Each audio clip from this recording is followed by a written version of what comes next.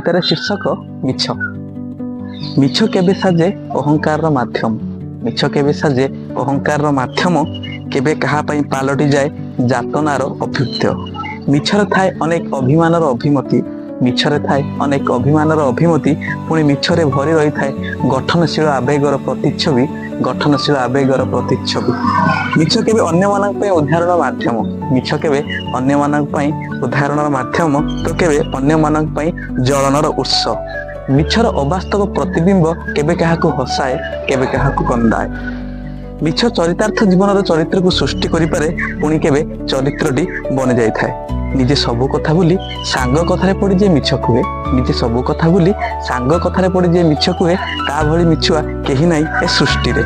मिछ केबे कल्पनार कल्पनित अतीत, मिछ केबे कल्पनार कल्पनित अतीत, पुणी केबे चलचंचल पथर बाटबणा पथिक